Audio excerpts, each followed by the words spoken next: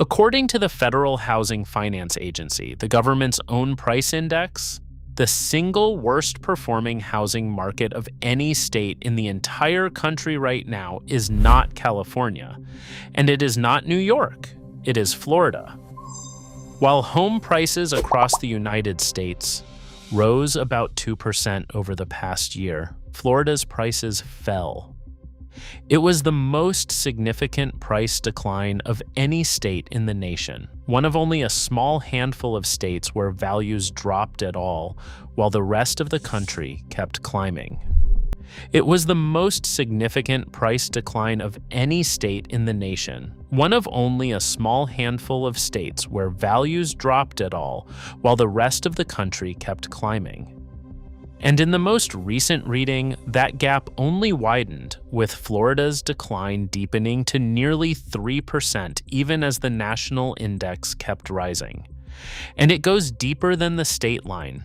Of every major metropolitan area in America, the single steepest price decline of all of them was recorded right here in Florida, in the Capecoral and Fort Myers area, down roughly 9% in a single year. The most inflated housing in the country has quietly become the fastest slipping housing in the country, and those two facts are the same story.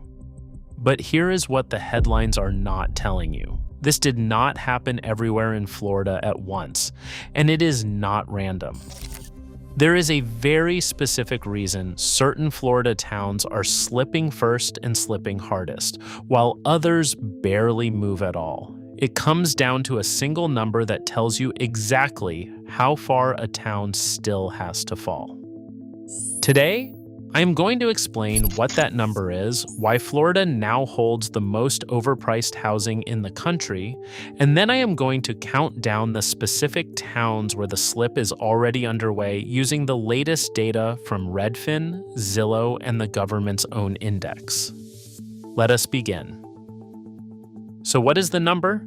It is called the premium.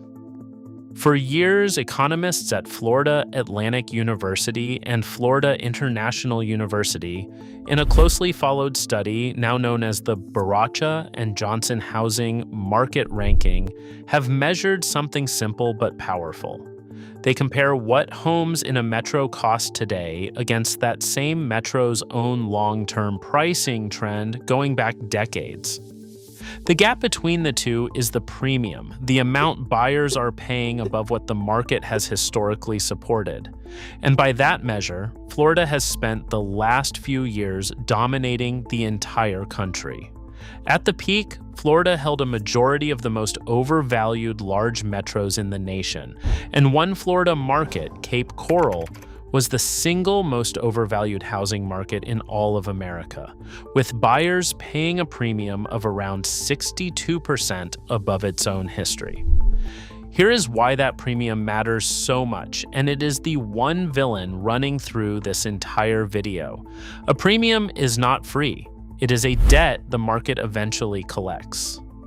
When a town's prices race far above its own long-term trend, that price is not resting on anything solid underneath it. It is resting on momentum, on the belief that buyers will keep arriving and keep paying more forever. And the moment that belief cracks, there is nothing holding the price up but air. That is exactly what is happening now. The premium is unwinding. The very towns that climb the furthest above their own history are the ones now slipping the fastest back toward it.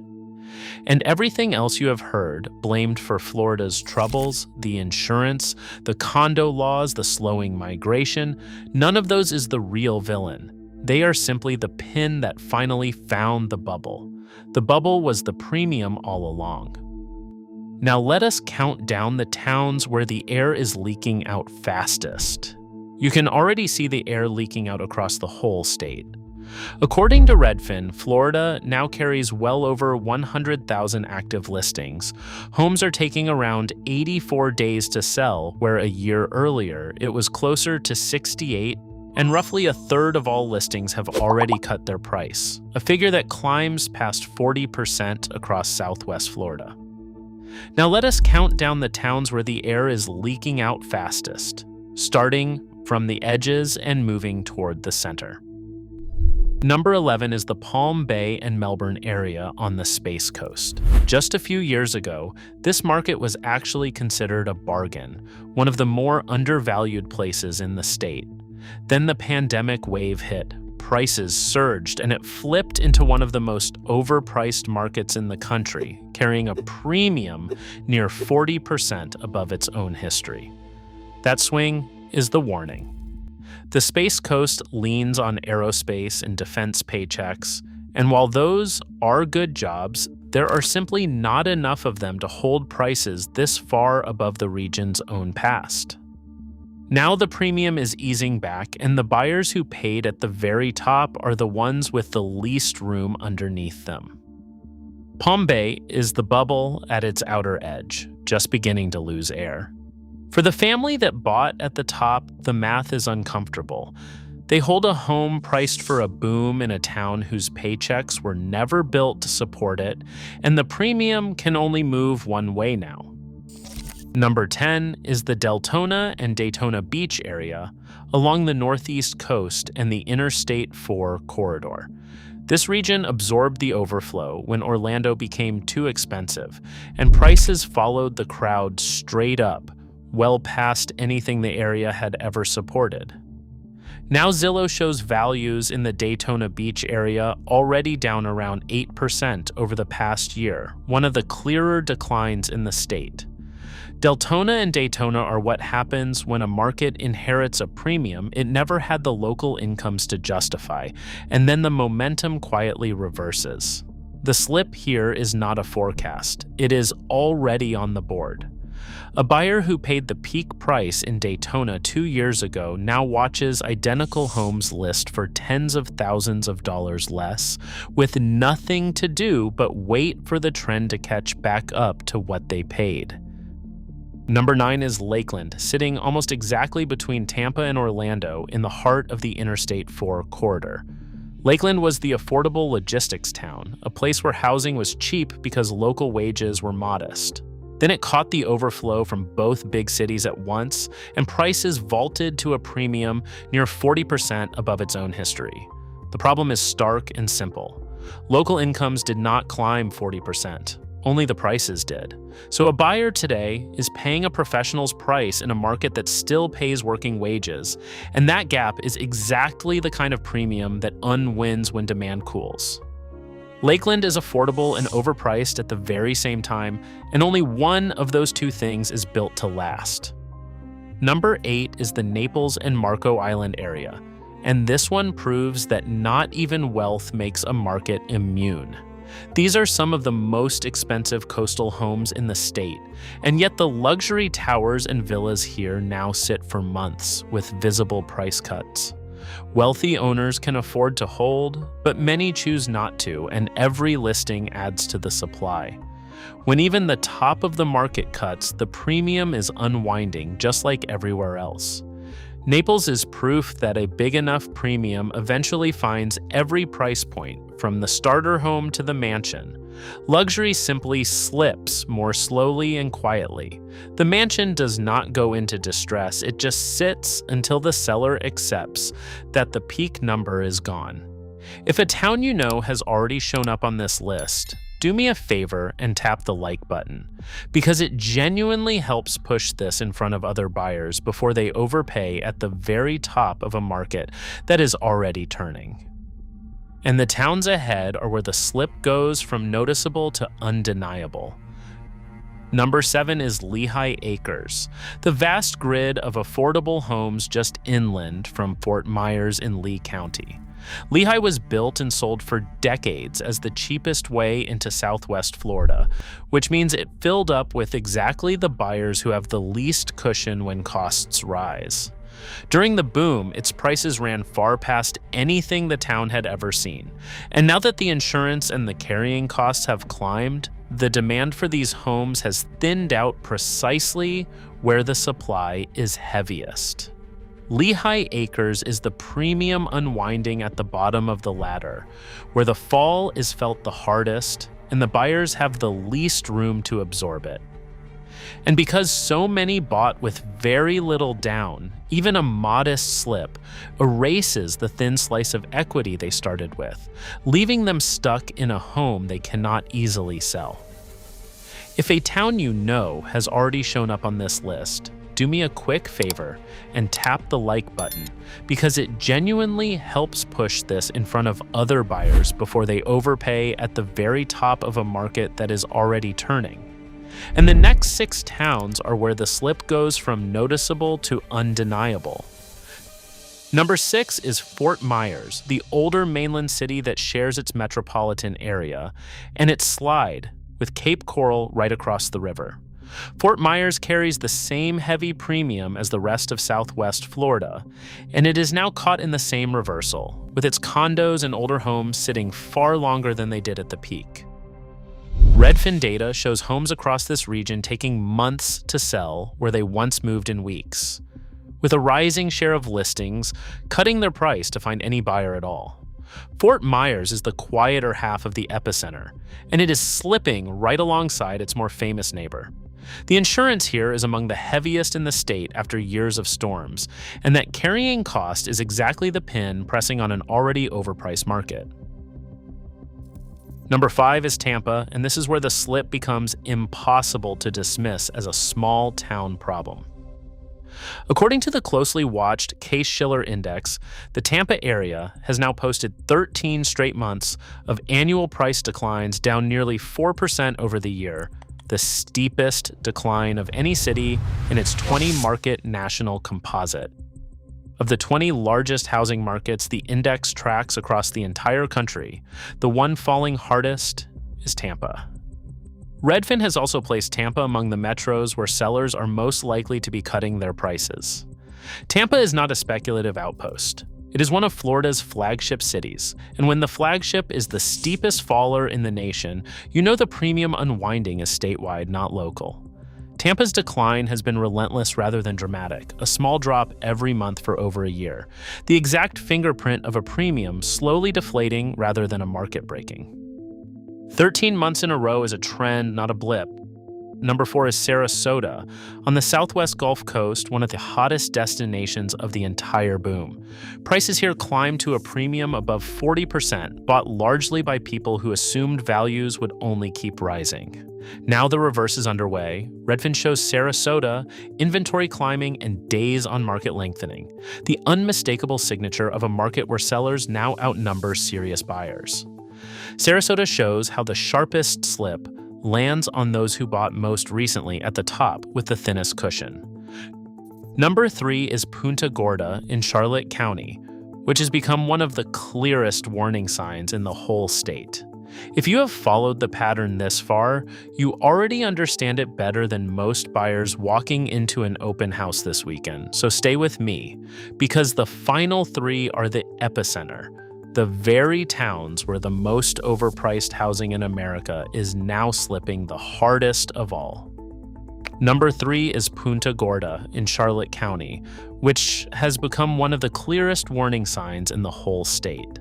This stretch of the Gulf Coast took direct storm damage, and in the years since, insurance costs went from heavy to punishing, which is exactly the pin that pops an overpriced market. Condo values here have fallen into the high teens from their peak, and the county's for sale inventory has ballooned to roughly double its normal level, one of the largest surges anywhere in the country. Punta Gorda is what the later stage of this looks like, where the premium is not just easing, but actively draining away. Number 2 is Northport, just up the coast, which only a few years ago was celebrated as one of the fastest growing cities in the entire country. That growth has gone into reverse. Zillow now shows values here down close to 9% over the past year, among the steepest declines in the state, and Redfin has homes taking far longer to sell than they did at the height of the frenzy. Northport grew almost entirely on new arrivals paying premium prices, so when those arrivals slowed, there is very little underneath to hold the market up. A town built on a premium is uniquely exposed the moment that premium starts to unwind. There is no older, steadier core of long-term owners underneath to cushion the fall, because almost everyone here arrived recently and paid recently.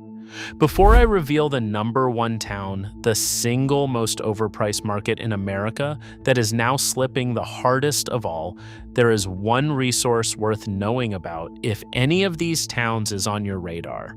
I keep everything in one place, a single breakdown of 40 Florida towns, 20 that are genuinely worth buying into right now, and 20 worth staying well away from, each with the specific reason attached, including the overvaluation risk we have just walked through. If you want to see which side of that line a town falls on before you ever make an offer, the link is waiting in the description. But stay right here, because this number one town pays off the entire story, and right after it, I will give you the honest truth about how far this slip can actually go. And number one, the single most overpriced market that is now slipping the hardest, the town that pays off this entire story, is Cape Coral. This is the market that, at the peak, was the most overvalued housing market in all of America, with a premium above 60%. And today, according to the government's own index, the Cape Coral and Fort Myers area holds the steepest annual price decline of any major metropolitan area in the entire United States, with values down roughly 9% in a single year and down as much as 10 to 13% from their peak. Redfin's data shows just how completely the mood has turned. In a recent quarter, 43% of Cape Coral buyers were searching to leave the area entirely, while barely 1% of buyers nationwide were searching to move in. This is a vast grid of homes built for endless growth, now facing the sharpest reversal in the nation. Cape Coral did not just have the biggest bubble in the country. It is now the clearest proof that the bubble is deflating. So there it is. 11 towns and one single force running underneath every one of them, the premium unwinding. Here is that honest truth, and it matters because your trust is worth more than a scary story. This is a slide, not a sudden downfall. It is not a repeat of 2006 through 2012. And anyone telling you Florida is about to lose half its value is simply wrong. Two powerful forces are holding a real floor under these markets. The first is cash. Across Florida, roughly a third of all home purchases are made in cash, and in some luxury markets that figure runs far higher. Cash buyers do not need a mortgage, they are not scared off by rising rates, and they step in to buy at the lower prices, which stops a slide from ever becoming a plunge. The second is rent. Rents in Florida remain high enough to support underlying property values, giving owners a reason to hold rather than dump. So what you are watching is a correction, a real and meaningful one, concentrated in the towns that climbed the furthest above their own history. It is the premium letting the air out slowly, not the floor giving way all at once. And that distinction is everything. A slow leak gives buyers and sellers time to react, to price correctly, to plan. Florida is getting the slow version, painful for anyone who overpaid at the peak, but survivable for almost everyone who plans around it. And here is what that actually means for you, depending on which side of the deal you are on. If you are selling in one of these 11 towns, the lesson is urgent. Price to today's market, not to last year's peak, because in a market this soft, the overpriced listing does not just sit. It becomes the stale home every buyer scrolls right past. And if you are buying, this is the most leverage you have had in these markets in years. Sellers are cutting, inventory is deep, and time is entirely on your side. The very premium punishing everyone who overpaid at the top is quietly handing the patient, informed buyer the best entry point Florida has offered in years. The key is simply to know which towns still carry the most premium left to unwind and to never, ever pay the peak price for a market that has already begun to slip. Check how far a town's price sits above its own long-term trend, how many months of inventory are stacked up, and how many nearby listings have already cut their price. Those three numbers tell you almost everything about how much further a market has to fall. Now, I genuinely want to hear from you because the comments on these are always the sharpest part. Are you buying or selling in one of these 11 towns right now and seeing it firsthand, the price cuts, the homes that sit, the sellers clinging to last year's number? Tell me your town and what you are watching, because someone scrolling right now is about to make the same decision and needs to hear it. And if this helped you finally understand the difference between a bubble deflating and a market falling apart, hit the like button and subscribe, because these numbers move every single month, and I would rather you hear the next reading from me than overpay before you ever see it coming, because that is exactly what is coming next.